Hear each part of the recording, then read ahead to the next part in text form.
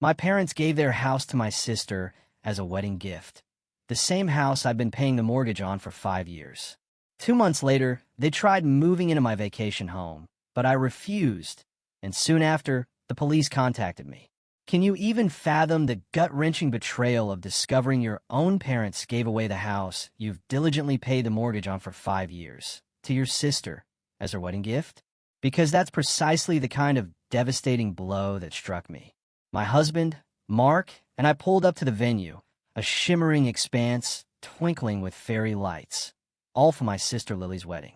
A meticulously folded envelope containing a $10,000 check, our lavish wedding gift to Lily, rested safely in Mark's jacket pocket.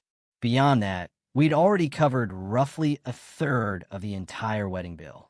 It was a substantial sum, yes, but Mark's demanding investment banking role and my position as a marketing director meant we could comfortably afford it.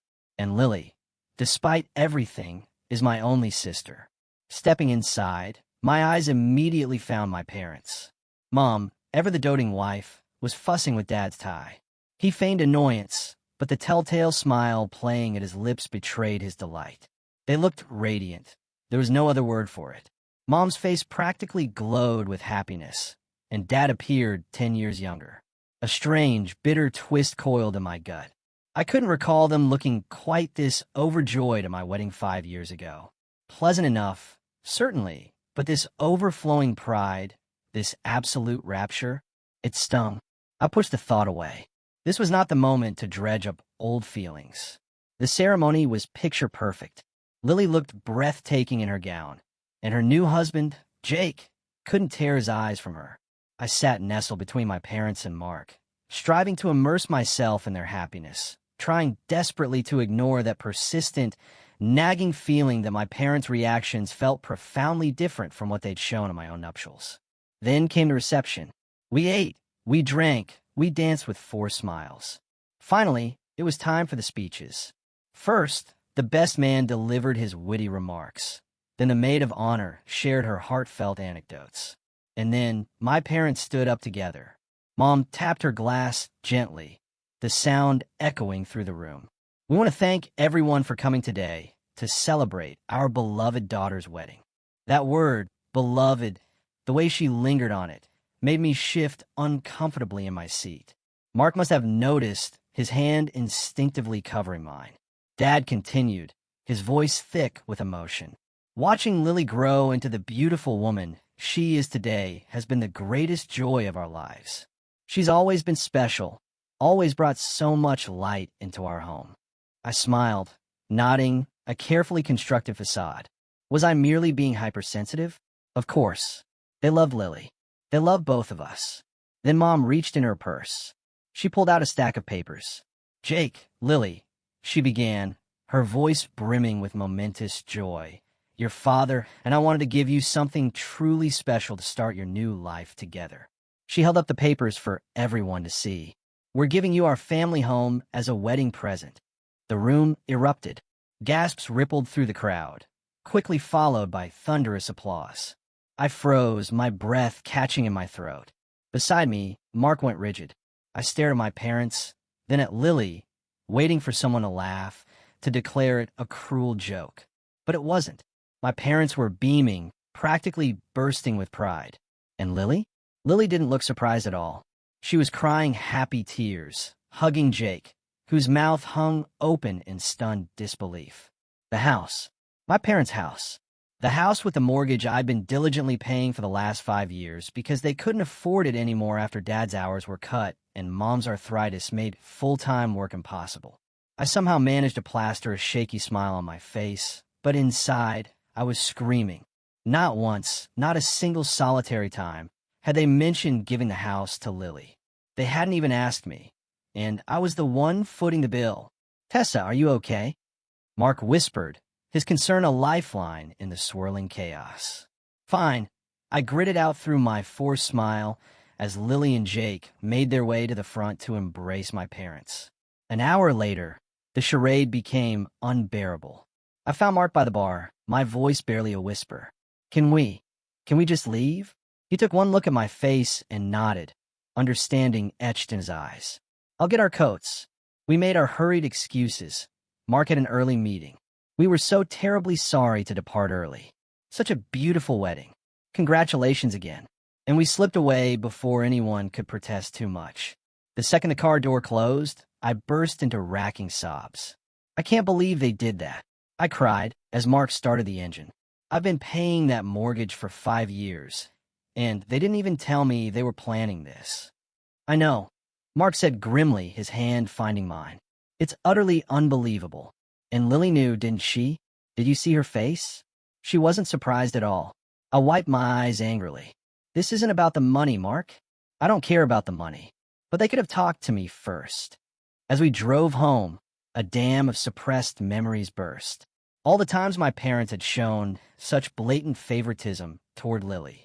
Remember when I graduated college, and they gave me a card with $50? I recounted the bitterness sharp. But when Lily graduated 2 years later, they bought her a brand new car. That wasn't right. Mark agreed, his jaw set. Or my 21st birthday dinner that they completely skipped because Lily had a volleyball game. A game, Mark, not even a championship or anything important. The more I talked, the more examples flooded back. Each instance, Lily got what she wanted, while I was overlooked, forgotten. How my parents attended all of Lily's events, but found endless excuses to miss mine. How they bragged about Lily's accomplishments, but barely mentioned mine, if at all. By the time we reached home, I was utterly exhausted from crying and reliving years of buried resentment. Where are your parents going to live now? Mark asked softly as we prepared for bed. If they're giving the house to Lily and Jake. I shrugged, pulling on my pajamas, the question hanging heavy in the air. I have no idea. That's not my problem anymore. I turned off the light and rolled over, trying in vain to ignore the dull ache in my chest. For the next 3 weeks, I moved through life in a fog. I went to work, came home, and tried with every fiber of my being not to think about the wedding or the house or any of it. Then one evening my phone buzzed. It was my mother. Against my better judgment, against every protective instinct screaming within me, I answered. "Tessa, honey," Mom chirped, as if absolutely nothing had happened. "We're having a family dinner this weekend. Your sister and Jake are back from their honeymoon, and we'd love for you and Mark to join us." I wanted to shout no.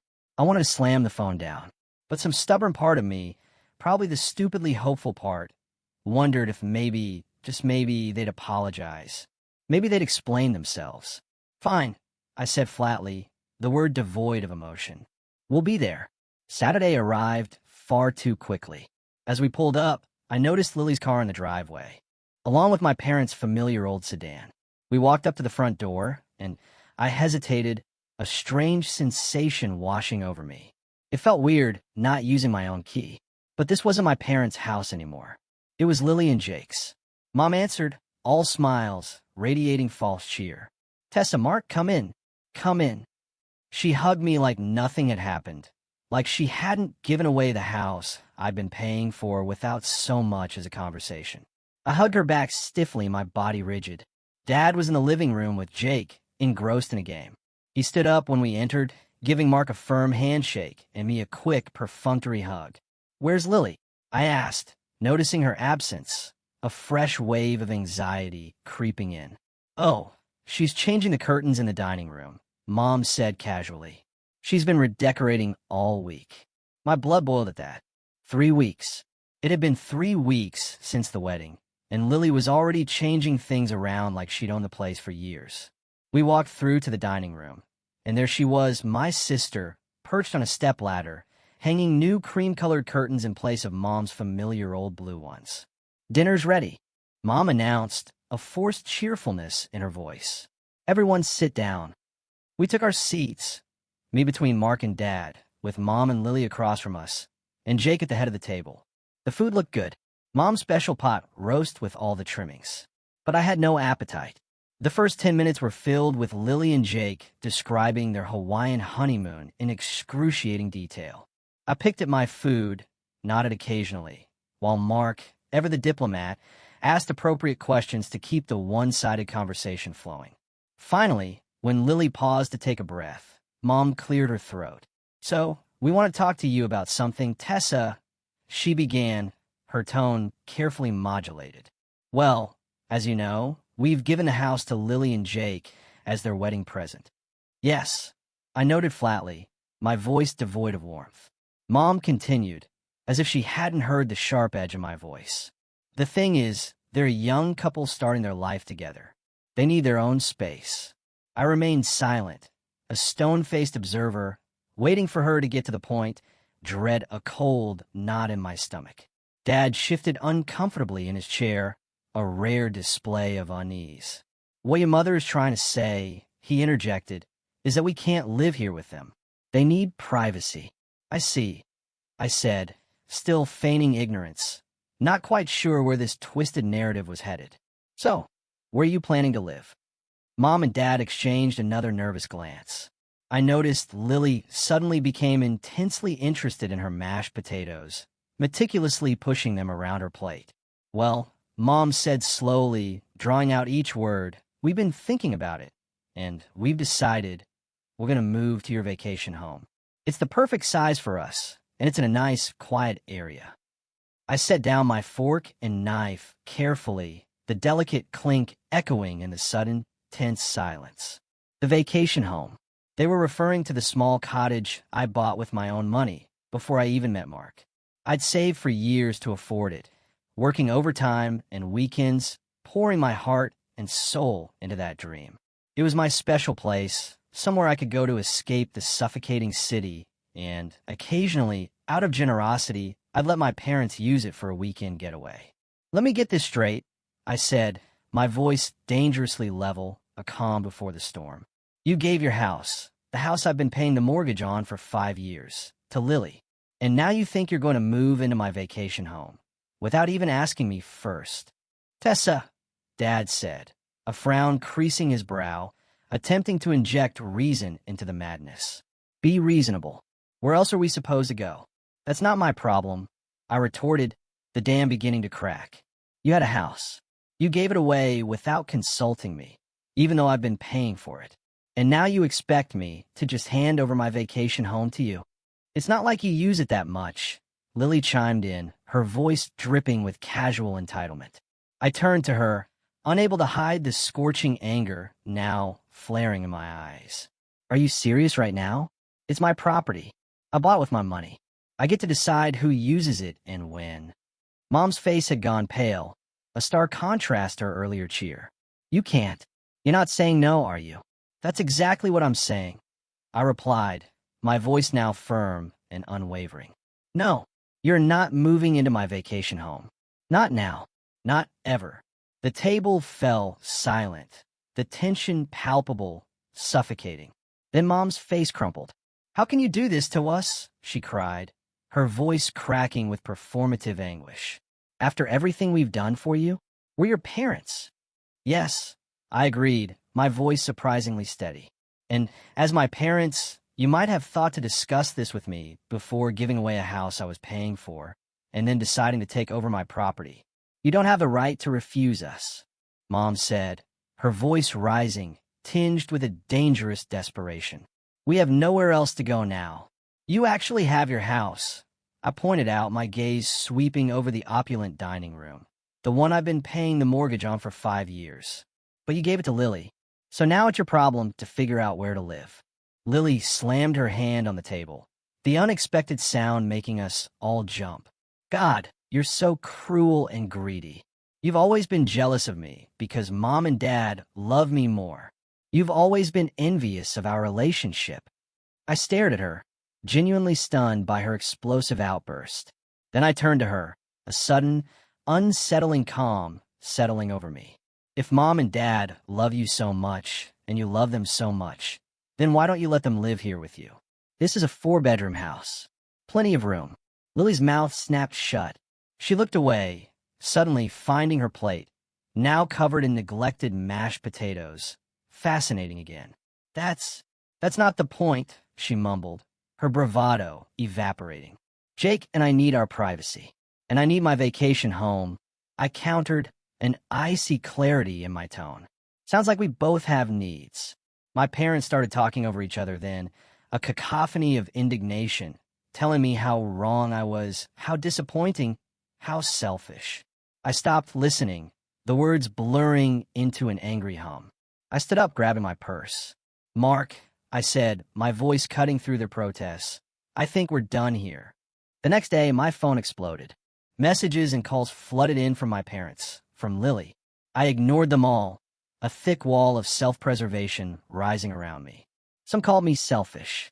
Some begged me to reconsider. Some tried to guilt-trip me with reminders of everything they'd supposedly done for me over the years. I showed some of the more egregious messages to Mark, who just shook his head in disbelief. "I think I need to block them for a while," I confessed, my voice weary. "I can't keep reading these." "Do what you need to do, Tessa," Mark said, kissing the top of my head, his unwavering support a balm to my raw nerves. "Take care of yourself first." So I did. I blocked their numbers and social media accounts, at least temporarily. I needed space to think, to process the tectonic shift that had just occurred in my world. 2 weeks passed in a blissful, much-needed silence. No calls, no texts, no family drama. Mark and I fell back into our normal routine. Work, home, occasional dinners with friends who, thankfully, didn't try to steal my property. It was nice. I was at my desk, reviewing a marketing campaign, when my phone buzzed with an alert. I glanced down and felt my stomach drop. It was a notification from the security system at my vacation home. Asterisk motion detected. Front door opened.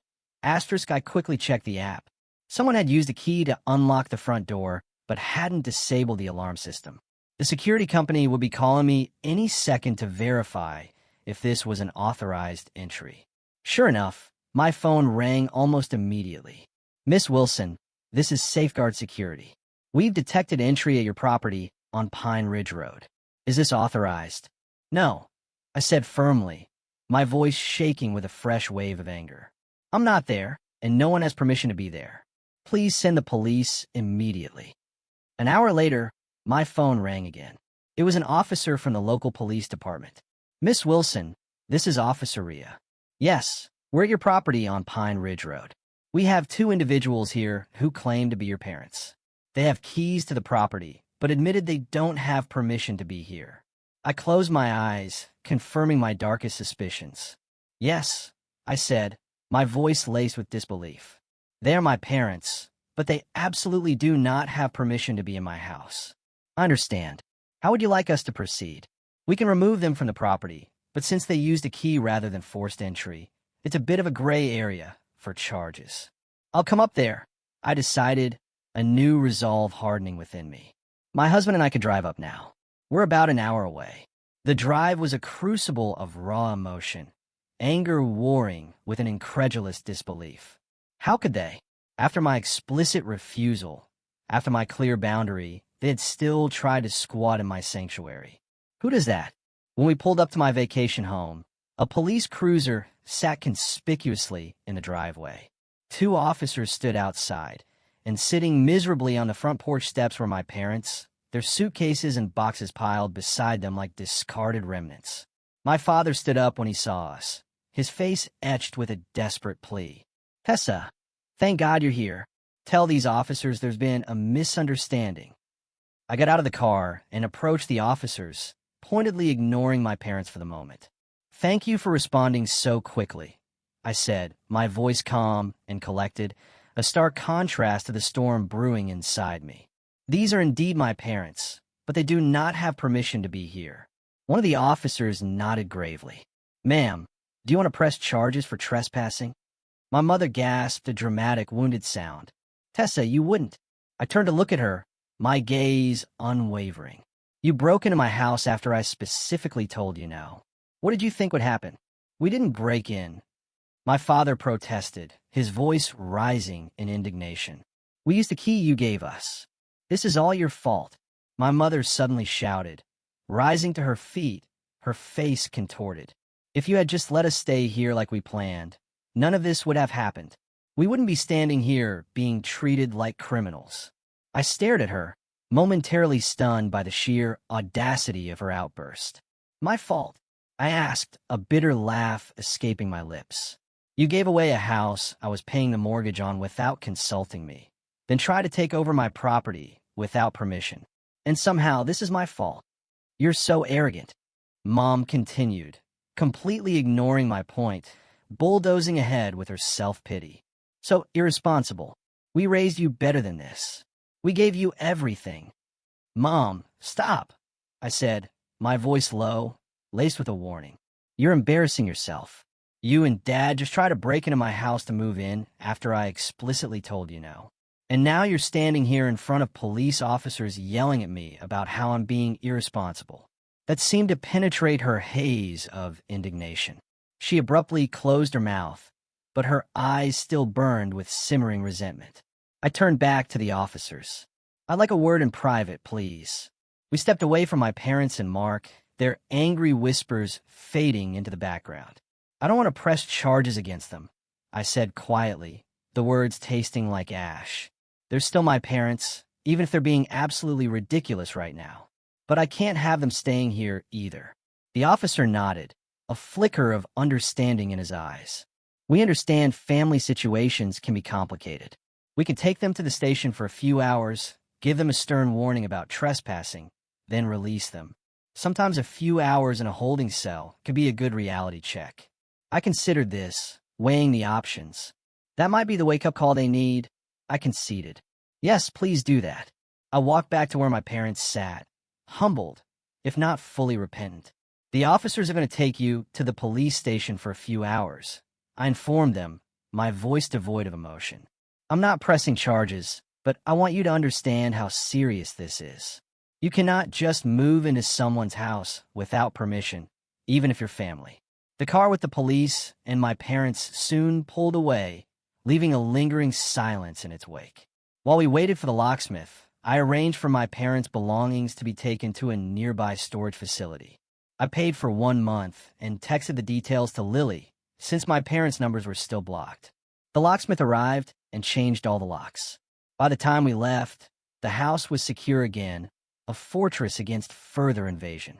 On the drive home, I felt utterly drained, yet also strangely liberated. For the first time in my adult life, I had stood up to my parents' manipulation and refused to be taken advantage of. What do you think they'll do now? Mark asked, his voice breaking the comfortable silence as we neared our apartment. Probably go crying to Lily, I guess, I said, a dry cynicism in my tone. She can deal with them. She got the house. She can take the responsibility that comes with it. I wasn't naive enough to think this was truly over, though. Knowing my mother, she would find a way to make me look like the villain in all this. She always did. I was right. A week later, I opened Facebook to find a long, dramatic post from my mother. It had already gathered dozens of sympathetic comments from relatives and family friends. Today, I learned what it means to be abandoned by your own child. It began dripping with martyrdom. My husband and I, in our golden years, have been cast out like unwanted pets. Our eldest daughter, Tessa, had the police remove us from her vacation home like common criminals, leaving us with nowhere to go. The post went on, conveniently omitting the fact that they had given their house to Lily, that I had been paying their mortgage for years, and that they had tried to move into my vacation home against my explicit refusal. As I scrolled through the comments, people calling me heartless, cruel, ungrateful, something inside me snapped. A cold, clear resolve settled in. I started typing my own post in response. It was time for everyone to hear the whole truth. I've stayed silent about family matters until now. I began, my fingers flying across the keyboard. But since my mother has chosen to make our private issues public, I feel I need to share my side of the story. Here are the facts that were conveniently left out of my mother's post. For the past 5 years, I've been paying the mortgage on my parents' house because they couldn't afford it due to health issues and reduced work hours. I did this willingly because they're my family and they needed help. 3 weeks ago, at my sister Lily's wedding, which I also helped pay for, my parents announced they were giving their house, the one I've been paying for, to my sister as a wedding gift. They did this without consulting me or even giving me a heads up. When I finally spoke to them after the wedding, they informed me that they had planned to move into my vacation home. Again, without asking me first. They had apparently worked this all out with my sister before her wedding. She would get their house. They would take my vacation property. When I refused to let them move into my vacation home, they attempted to move in any way. They used a spare key I had given them for emergencies and triggered the security system. That's why the police were involved. I didn't have them arrested, despite what my mother's post suggests. I did have the police remove them from my property because they were trespassing. I then paid for a storage unit for their belongings. If my parents need a place to stay, perhaps they should ask my sister, who now owns a 4-bedroom house thanks to them, and me, since I paid for it. I added a final, powerful paragraph. I've always done my best to help my family, but I won't be taken advantage of or painted as a villain for refusing to give up my property after already paying for theirs. Family goes both ways. It's about mutual respect, not just taking whatever you want because we're family. I hit post before I could second-guess myself. Mark, reading over my shoulder, gave me a thumbs up, his approval a steady anchor. The response was immediate. Comments started rolling in from cousins, aunts, uncles, even some of my parents' friends. But unlike the comments on my mother's post, these were overwhelmingly supportive. Asterisk, I had no idea you were paying their mortgage. That's so unfair of them. Wait, they gave away a house you were paying for. Asterisk, I should have felt vindicated, but mostly I just felt profoundly tired. This whole situation was exhausting, and broadcasting it publicly didn't exactly feel great, even if I was just defending myself. 2 days later, my cousin Jessica called me. "Hey, I wanted to check on you," she said, her voice filled with a mixture of concern and gossip. "Your parents tried to go back to their house. I mean, Lily's house now, but she wouldn't let them in." I sat up straighter, a jolt of surprise running through me. Seriously? Yeah, apparently. She told them it's her house now, and there's no room for them. They're staying in some crappy apartment now, and your mom had to go back to working full-time to afford the rent. I didn't know how to feel about that. Part of me thought they deserved it. This was the situation they had created for themselves, a cruel echo of their own actions. But another part of me still felt a pang of sympathy. They were still my parents, even if they had treated me with such breathtaking unfairness. After we hung up, I told Mark what Jessica had said. "It's just karma," he remarked, without a trace of remorse. Yeah, I agreed, but I don't feel as satisfied as I thought I would. "That's because you're a good person, Tessa," Mark said, pulling me close, his embrace a sanctuary. Unlike some people we could mention, over the next few weeks, my parents tried to contact me several times. I saw their names flash across my phone, but I couldn't bring myself to answer. I wasn't ready. The hurt was still too fresh, the wounds too raw. One night, as Mark and I were getting ready for bed, he asked me, "Do you think you'll ever forgive them?" I thought about it, truly considered the question. Maybe someday, I admitted, the words a fragile whisper. Not for their sake, but for mine. Carrying around all this anger isn't healthy. "And Lily," he pressed. "Lily." I sighed, the name heavy on my tongue. "That's more complicated." She knew what they were planning. She was part of it, and then she turned them away when they needed her. It reveals a lot about her character.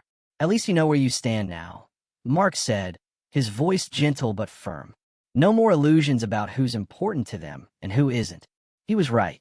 As painful as this whole experience had been, it had torn away the pretense, the carefully constructed facade I had lived behind for so long. I'd spent years trying to win my parents' approval, trying to be as special as Lily was to them. Now I knew that was never going to happen. And strangely, that brutal knowledge was profoundly freeing. The next morning, I saw another call from my mother. This time, I let it go to voicemail. "Tessa." Her voice was different now. Smaller, less demanding, tinged with a raw vulnerability. We made a mistake. A big one. I know you're angry, and you have every right to be, but please call us back. We need to talk." I deleted the message without calling back. Maybe someday I'd be ready to hear their apology, if that's what they were truly offering. Maybe someday I'd be ready to have them back in my life, but only on new terms, with clear, unyielding boundaries. But not today. Today, I was still learning how to put myself first, something I should have done a long, long time ago. As for my vacation home, my sanctuary, I decided to list it for rent. The extra income would be nice, a tangible benefit from this emotional wreckage, and I liked the idea of the place being used and enjoyed rather than sitting empty as a constant, painful reminder of everything that had happened. So, tell me, listening to my story, what would you have done in my shoes? Have you ever had family push you to such a breaking point, forcing you to draw a hard, unyielding line? I genuinely want to hear your thoughts, your experiences, in the comments below.